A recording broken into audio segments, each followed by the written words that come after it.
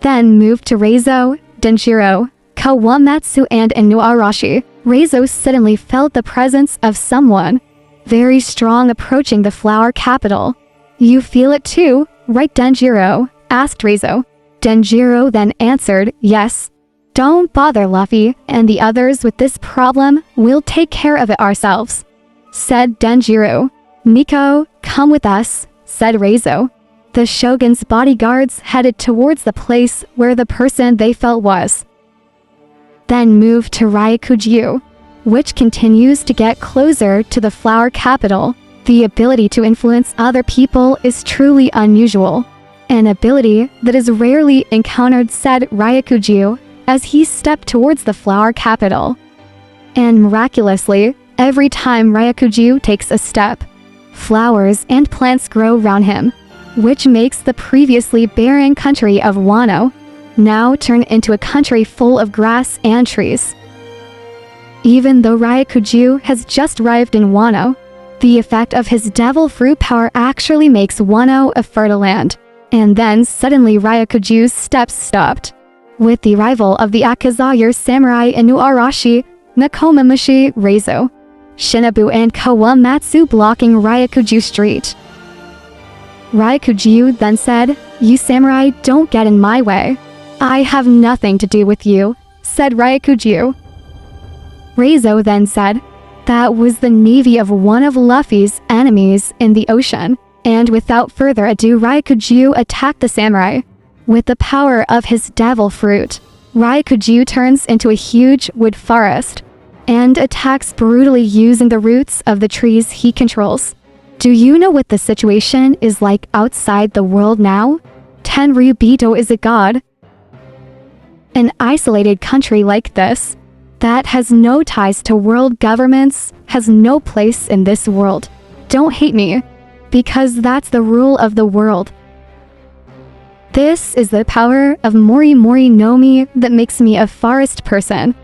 My Logier power is the embodiment of the natural source of life. That is comparable to the ocean. It's time for you to accept the reality. Humanity has survived so far, only thanks to the existence of hierarchy. We must teach isolated countries like yours a lesson. These rules are the basis for the survival of mankind. Discrimination is what gives birth to stability. No laws will be violated. If you all want to die here, just try to stop me. I will slaughter thousands of your citizens. If that's what it takes to catch Mugiwara no Luffy. Then suddenly Yamato came and launched his thunder bagware attack at Ryakuju. Every word you say makes me queasiness. Yamato's attack hit Ryakuju squarely, making him almost hit the ground. That bastard is so sick. Your haki is so strong. Who are you? Asked Ryakuju. Yamato then replied, the people of this country have gone through 20 years of misery. Now they can finally celebrate freedom. How could I let you ruin it? My name is Yamato, and I am Kaido's son. Ryakuju was quite surprised to hear that, Kaido's son. And then not long after Momonosuke came. Your words are very true, Yamato. And we samurai, we will not let you touch our heroes who are recovering, said Momonosuke while shooting a fireball. But it didn't come out. Because the fireball didn't come out, Momonosuke attacked directly. He ran very fast to attack Ryakuju. Momonosuke bit one of Ryakuju's wooden body parts. Whatever happens, we will expel you from the flower capital. No one can bring horror and terror to our people again. I swear, I won't let you, said Momonosuke while biting Ryakuju. Ryakuju was quite surprised to see a pink dragon. The pink dragon was really strange. This is the first time I know this ability. However, Momonosuke's attacks were nothing to Ryakuju. You're just annoying. Ryakuju wrapped his roots around Momonosuke's body, making him unable to move. Yamato and the others also try to save Momonosuke, but Momonosuke forbids it. Don't interfere, Yamato, said Momonosuke. Then moved round the sea in the country of Wano. Yonko the Akagami no Shanks pirates Apparently he was around Wano. Lucky Roo then says to Shanks, "This boss is hard to believe, but he really made it happen. Luffy has become a great pirate. Let's meet him, boss," said Lucky Roo. Shanks then answered, "This reminds me. The last time I was here, we said goodbye to Odin-san. Momonosuke and Hiyori, maybe they're big now." Shanks' other nakama also invited Shanks to visit Wano, boss. "Now let's meet Luffy. He has become a great pirate." While Yasip is a little nervous, "Hey, wait a minute. I'm still not ready to meet my son Yusuf," said Yasip.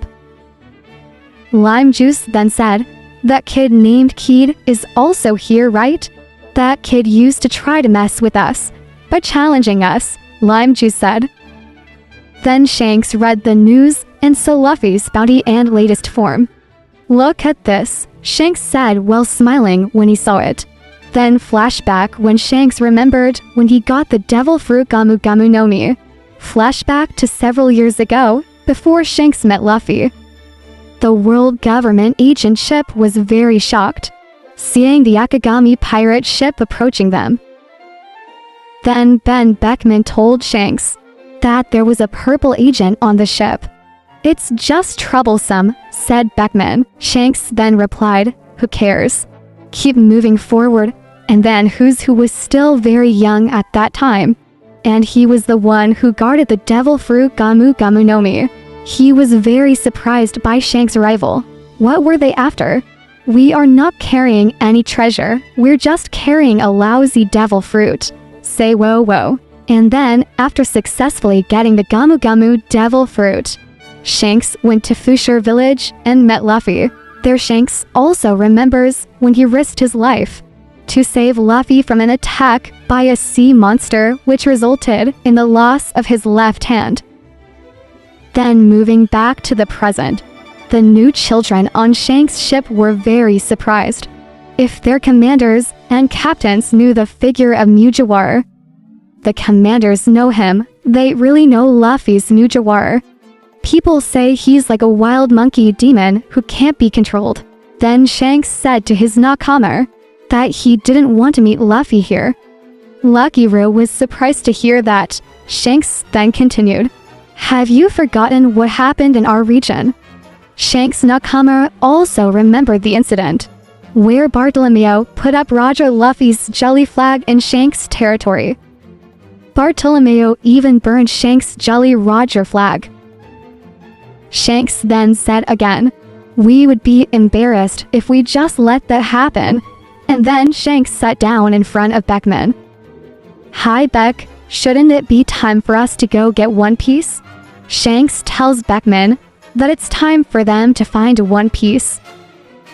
Then moving to the naval headquarters, the head of the criminal affairs unit, Cromer, told Akainu that the revolutionary forces had really gone too far.